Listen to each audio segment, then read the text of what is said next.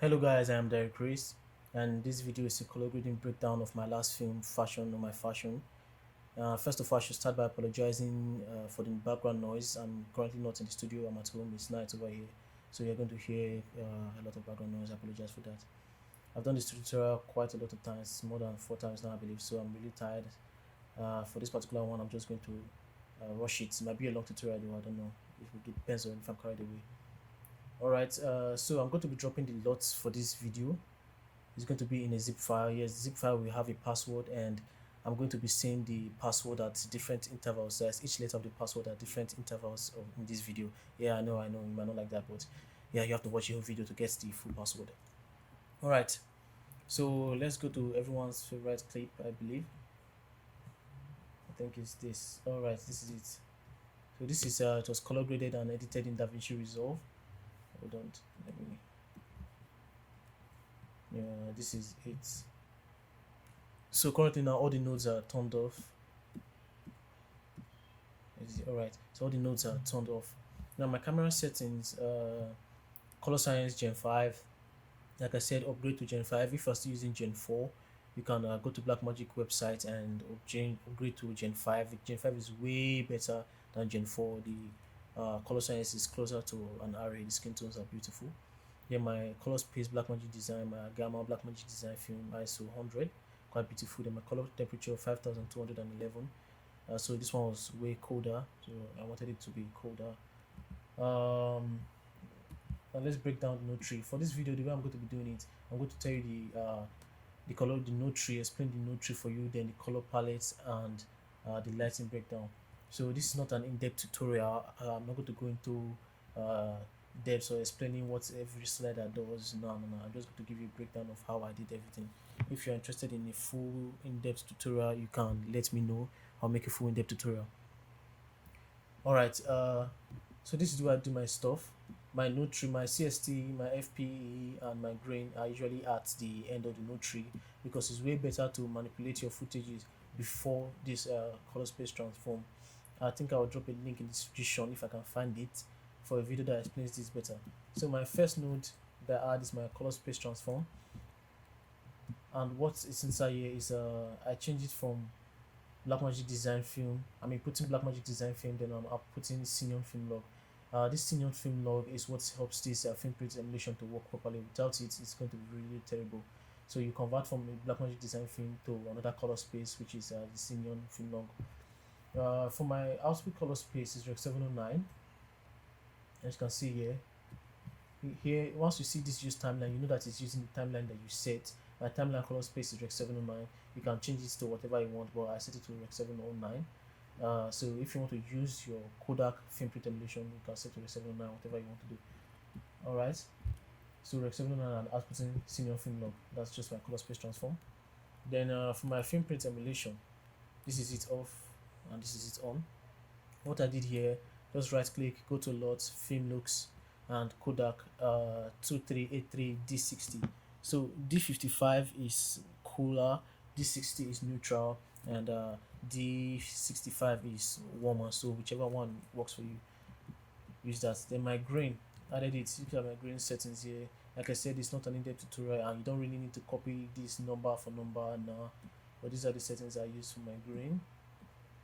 It's just subtle effects. So because I'm trying to emulate a film camera on this color grading. It's more complex than my last film, which is Tales of Sunrise. That's I used only 4 nodes and I did not use any film print simulation. So for this, I just wanted to go for a more film look. There's a film camera look. So these are my 3 nodes: color space transform, film print emulation, and grain. All right. And after that, I add my saturation, which is this sat node here. And how I do that is that I go to my RGB mixer, take the red in the red output, take the red channel in the red output up to the max, to the highest, then max this one out. There is the green output, the green channel, and the blue output, still max it out too. So yeah, you can still, this is not really special, you can still use saturation here. Here you can still boost your saturation and it will still work. So the reason I'm just using this is I have no idea. You can still get some trippy effects. So you can manipulate this and get some effect if you want. I'm just using it because it works. And after that, I go into my primaries node. So you can see before and after. All I manipulated here was my offset. You can just take your offset up and down. So this is not, you don't need to copy every single thing. I might drop the footage though. It depends on my mood after recording this video because I'm seriously tired right now. So I might drop the some project files for you to work with. So yeah, I just manipulated my offset. That's all I did in this node. Then my curves, as it says curves, all I did here was that I boosted my shadows up a bit. It gives this hazy effect. You can see it right here. This is way too much though. Oh, I think I made a mistake. You have to unlink this first. So this is my channel and you can see it here. It gives this hazy effect. So just do it in a way that is subtle. So that is it there. That's all I did for that part. Then my hue change node. Now, like I said, you have to plan your color palette accordingly because what really makes your video stand out is the color palette. Trust me, it is the color palette and your lighting. So if you pick your colors well, your video will be sweet. That is just the truth. So for this, we went to the location prior and we saw that this it had a lot of muddy red tones to it. So we used an app, an iPhone app called, there's an iOS app called Color Assist. That's the name of the app, Color Assist, and I dropped the link in the description if I can find it. Then for the Android app, you can search for color wheels and you see it. There's an app called Color Wheels and you see it. So you use that to plan your complementary colors and your accent colors. Yeah, so the dominant color is this red, then the complementary color is this bluish thing here. So I just, this is my hue change. I just desaturated the red because look at it, this is before. It's way too red and muddy and dusty. So just take it down a bit, just saturate it a bit. And how I did that was my hue versus saturation. Just take my reds down a bit. You can see this is way too much and this is way too much. So yeah, I just left it at that place. It's nice for me. I think that's what I did in that node. Then my next node was my hue pop. This is where the beauty comes out from. What did I do here? All I did was my qualifier and my offset, as you can see in this bar here, qualifier and offset. So I just qualified my blues. Let me show the marks. Yeah, so I just qualified the blues. Then I use my offset to bring it up a bit so that it will pop because as you can, this is before. As you can see, it's really dull and there's no color to it, so make it pop out. All I just did here with my offset, you can bring it up, bring it down, whatever you want to do. So I left it like this. This is quite beautiful. Before, after. Then my clean blacks, like I said, I don't think I've even said it before. Sorry about that. For my clean blacks, I like my blacks to be black and my whites to be white. It's way cinematic than you having some colors in your blacks, having like some blue tinted tones in your black. No. So I just make my blacks black and my whites white. And the way I do that is in my where is it? My luma versus saturation. So desaturate my blacks, desaturate my whites. That's how I do that. You cannot really see the effects right now, but in the other videos I'll show you how the effects affect your video. Then after that, I went to my vignette. This is, I could have used a parallel node for this, but anyway, just it works. So what this does is that I just did a bit of relighting on the shot. You can see here from the power windows, I rotated my power windows. So you just try to get the habit of rotating your power windows. It's way more natural and it will look less vignette-y. So I rotate my power windows to kind of mimic the light's direction on this. You can see. So the first letter for the password is F. And let's carry on. So this is just I just boosted the offset here. You can see on that particular face so they can stand out. Then this next node is the vignette for the side. So I darken the sides so that he can see stand out. So these are the two. This is off. This is on for the sides. So you can see they got darker, and this is on for him. So that is all I did for this particular shot. Let's do a recap. Turn all this off. Let's see, off. So color space transform, FPE, grain, saturation, primaries, curves, hue change, hue pop, clean blacks, face vignettes, and vignettes. That's all I did for this particular shot. So moving on to the next shot. The second letter for the password for the LUT is T. So we have two letters now, F and T. Moving on.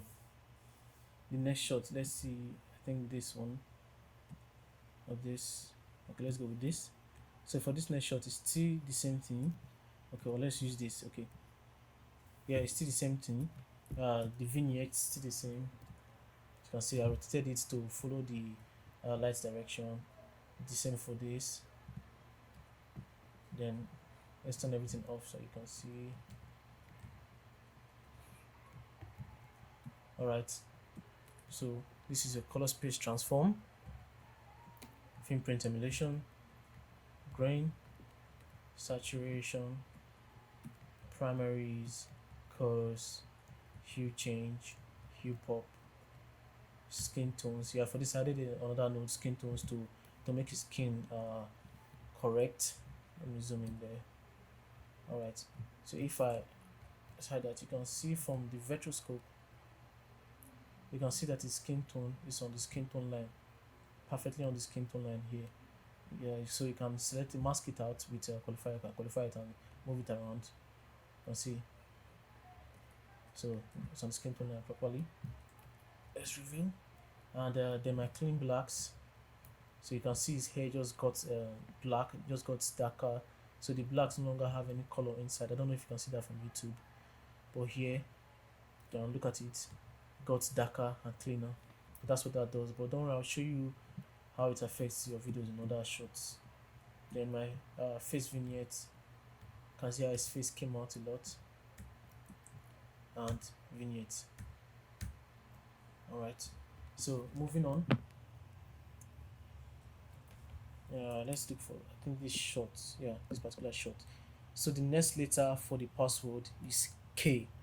So we have 3 letters, F, T, K.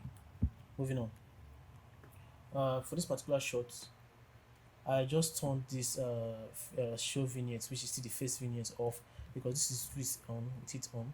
It's way too bright and I did not really like it, so I just turned it off. Then it's still the same. Let's turn everything off.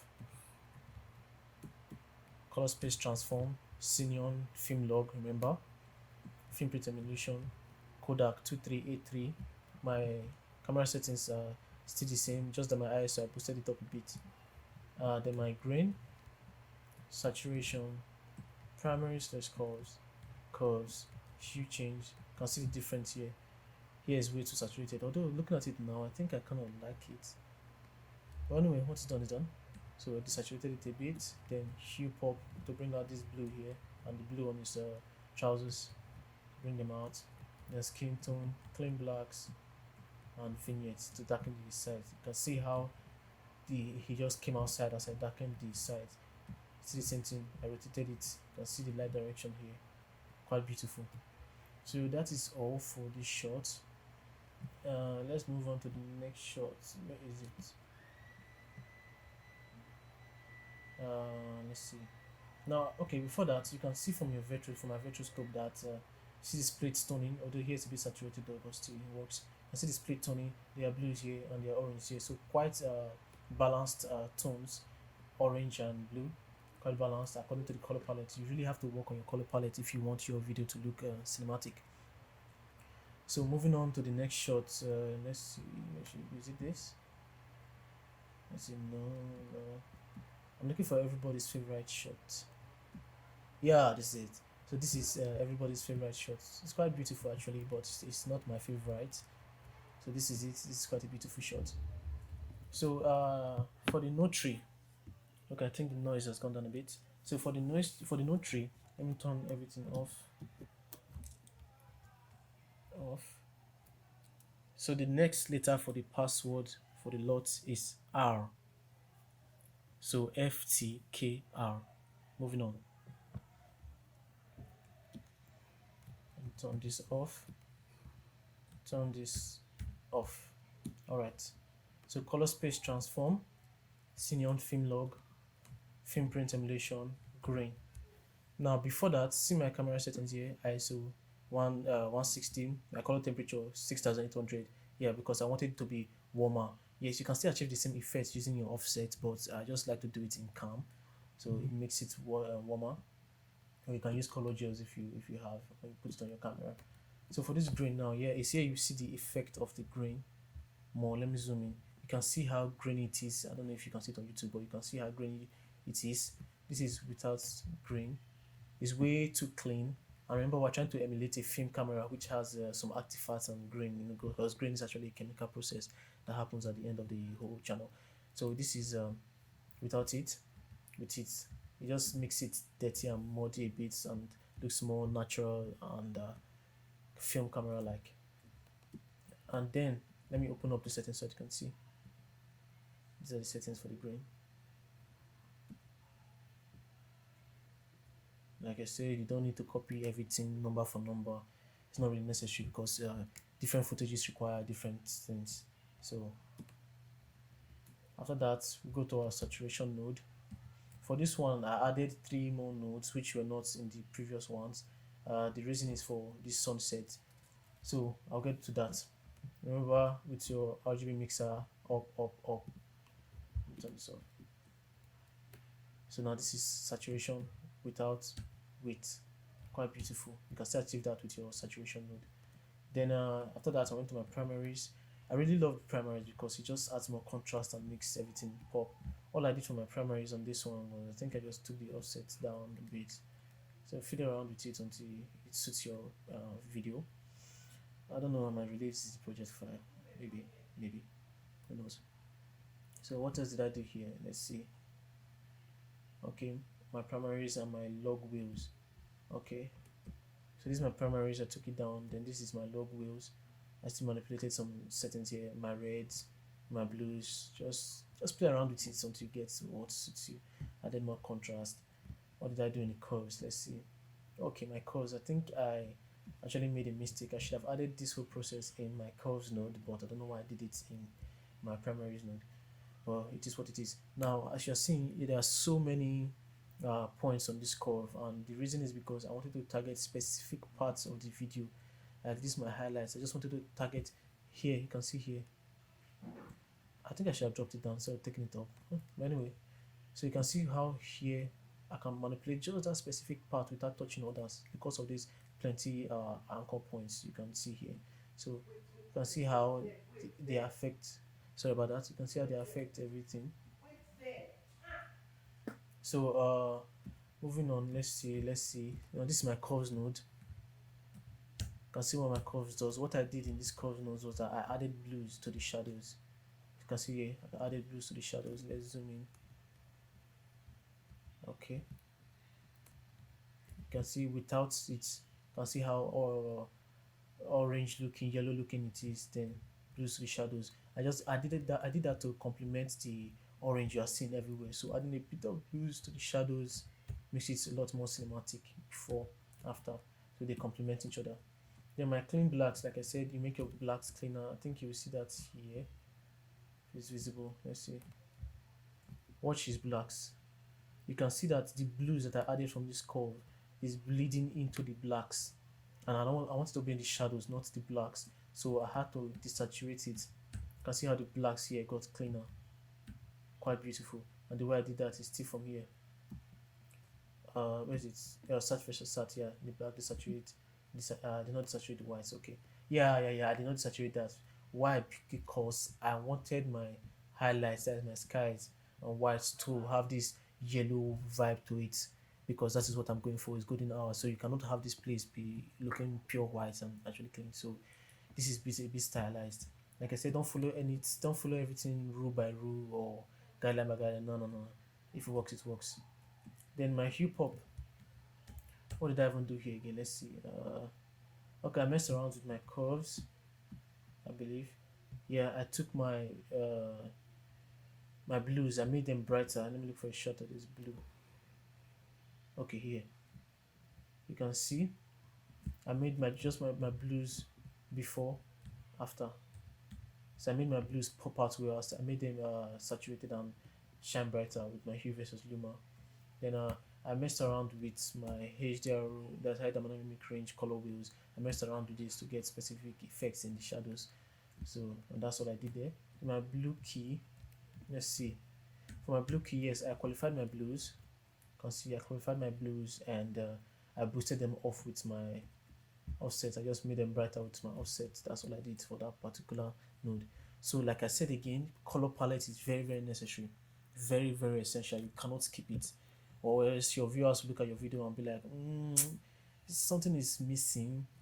But when you have a proper color palette, it just looks sweet and beautiful. So that's why we made her wear something with blue on her shirt. So I told the stylist, I'm shooting golden hour or sunset, and I want her to wear blue because the whole color is going to be yellow. So I wanted something that would complement the colors.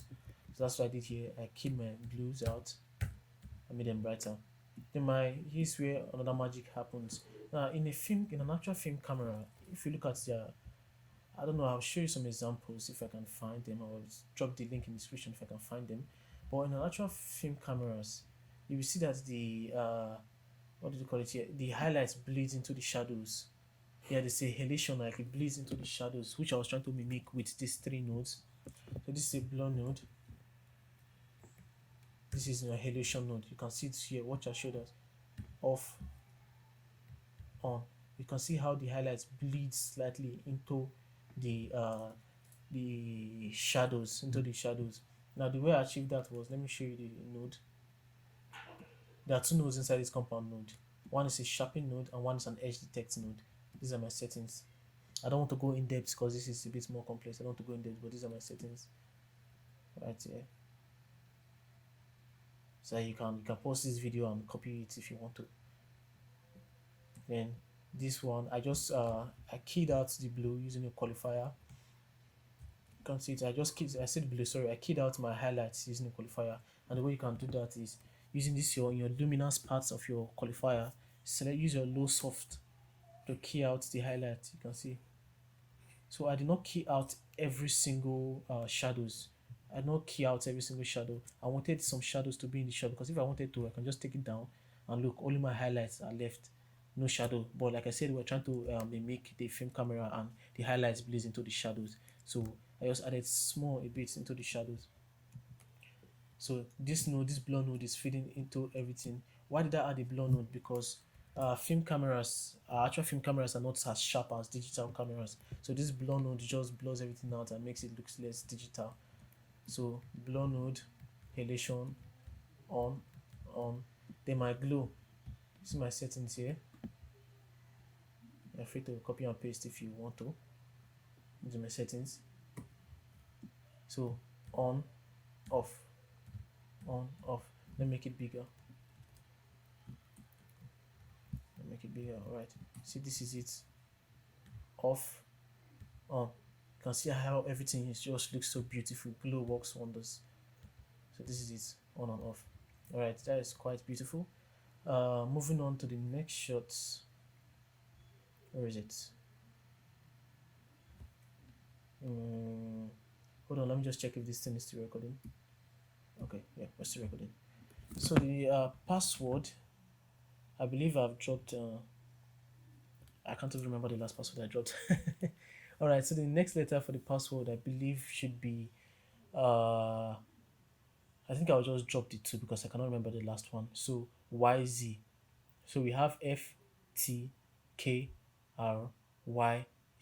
Remaining one more letter to complete the password. All right, let's go to the next shots. Yes, this is my favorite shot. This particular one. This is my favorite in everything actually. So turn it off. I've been talking for quite a long time. I'm tired, guys. Today was a hectic day for me. So color space transform, film print emulation, grain. These are my camera settings. Then saturation, primaries. Sorry about that. Saturation, primaries, curves. My curves, I just added like I said, blue in the shadows, so it's like a copy and paste from the previous shot. So this is added blue in the shadows to complement the highlights blues. It's quite beautiful. Then clean blacks, hue pop, blue key. So what this blue key does and what is, let me turn them off so I can see. This hue pop, all I did here was like I said, you go to the HDR wheels here and play around and add some colors into your shadows. So that's what I did here. Then my blue key, I keyed out the blues here because without it, the blues are there, yeah, but they were not popping the way I wanted it to pop. So I had to qualify them and boost them up a bit. Then I still added my glow and elation. Then my vignette, this is for her face and vignette. Wow, this is so beautiful. With this vignette, you can see how it just removes the distraction. I think I made a mistake here. I don't know, we won't make mistakes. So I removed the distraction from here so they can focus on her face just by this vignette. So for this lighting breakdown, we had somebody here pointing the lights and an LED light, I believe, battery powered LED light. That's what is giving her this light around here, because without it she was just disappearing into the shadows, so we have to separate her a bit. Remember, this is a rim light. Then for we had somebody block, there was a glass here, that's the front glass, the windscreen of the keke. We call it keke in Nigeria, so the windscreen of the keke. We had somebody block the top part and the bottom part so that we can just have this streak of light coming here. I did not want it hitting her face, so we just had it hitting here. Quite beautiful, but it was a bit too dark, as you can see, without the face vignette. It was a bit too dark, so I added the vignette here and increased it with my offset. Just set it up with my offset to make it brighter. You can see this is the power window. This is it. So I said rotate your power window to mimic the light direction so that it will not look so vignette. So that is all for this particular shot. Yes, it's quite beautiful. Okay. Oh boy, guys, I'm tired. Next shots. Let's go for this. Okay. For this particular shot, let's turn everything off.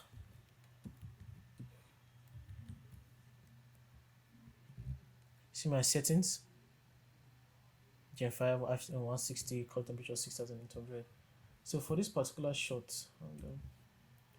see the same process: color space transform, frame print emulation, grain, saturation, primaries, curves. No, hue change. Sorry, hue change.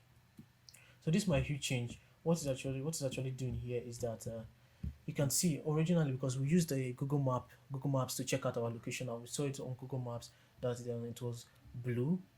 I think Google Maps was wrong, so we planned our color palette to make here to make her wear this particular color. So it was supposed to accent this blue on the background. But there we went there on that day and found out that the dust from the ground was everywhere. It was making everything look brown and dusty.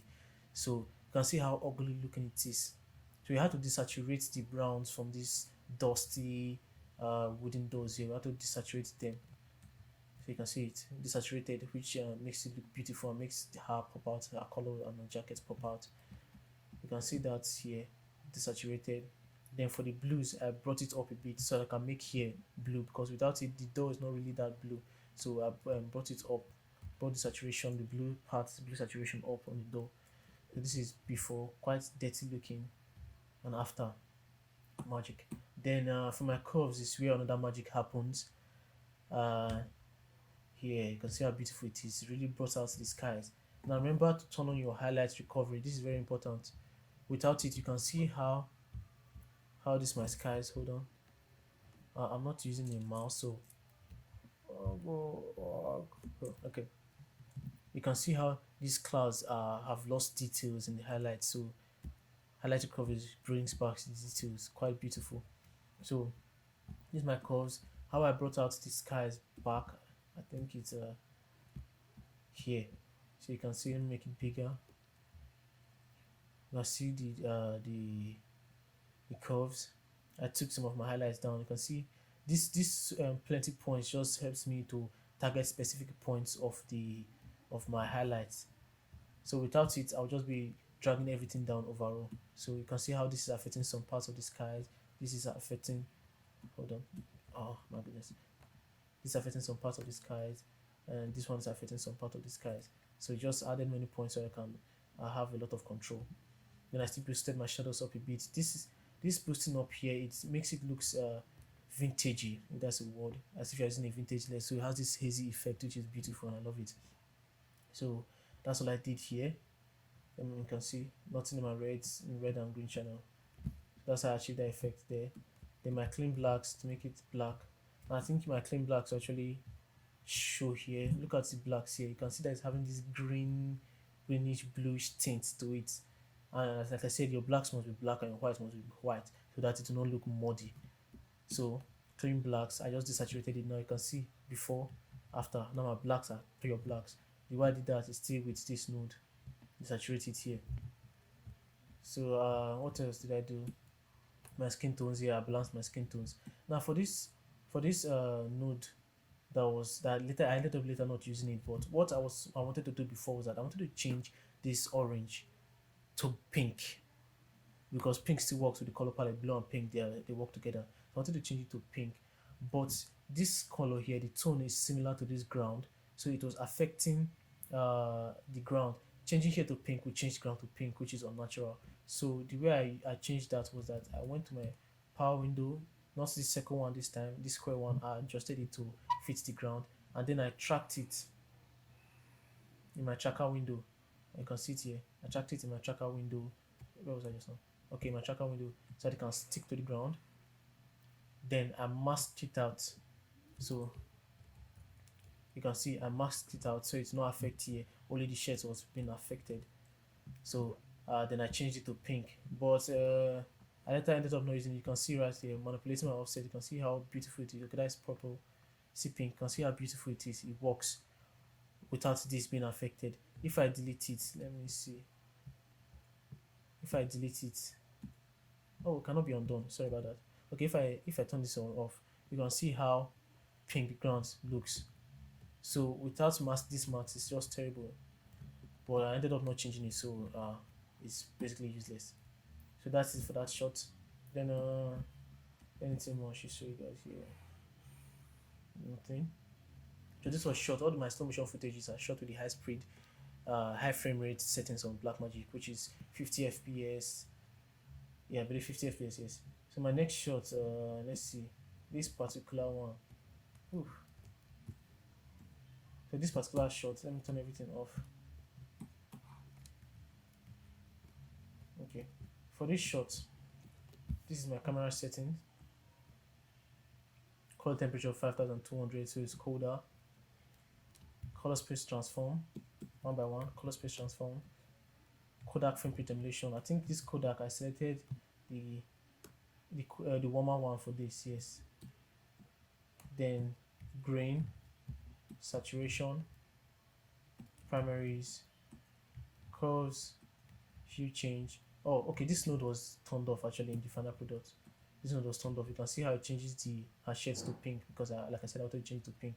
Although this is purple. Looking at it now. Well, I eventually ended up not using the hue change. Then hue pop. This hue pop now, I brought out my skies because naturally the skies were not coming out. They were not blue enough. You can see the color palette is not really that beautiful. I needed my blues to pop out so that it can complement this yellow on our shades. So I had to qualify my skies. You can see that I qualified my skies. Then I use my offset to make it more blue. You can see you can move it around to whatever color you want it to be. So and that was that, and I think I just increased it, made it brighter a bit. That was what I did there. Then my clean blacks node, my face vignette, because you can see here her face is darker. So face vignette and side vignette, it just makes her stand out. So for the lighting on most of these shots, all of them are just natural light except this particular shot where we used one backlight. All of them are natural lights for this. So but our natural lights, we did not just shoot any time of day. We had to plan our shots. So I don't shoot from anything 11 a.m. to 3 p.m. because the sun is way hard. It's way too harsh. This is Nigeria, so the sun is way too harsh. So I shoot usually from 4 to 6. Even at that 4, the sun is still harsh, but we have to set up cameras and all. So it's going to take time. We end up shooting by 5, 6. So yeah, I think that's all for this guys. Let's see. You can see how beautiful the palette looks on this white screen. You can see how beautiful the color palette looks. A lot, very beautiful. So I think that's it for this video, guys. My last letter in the password is E. So yeah, thank you guys for watching this video. I am Derek Chris. See you next time.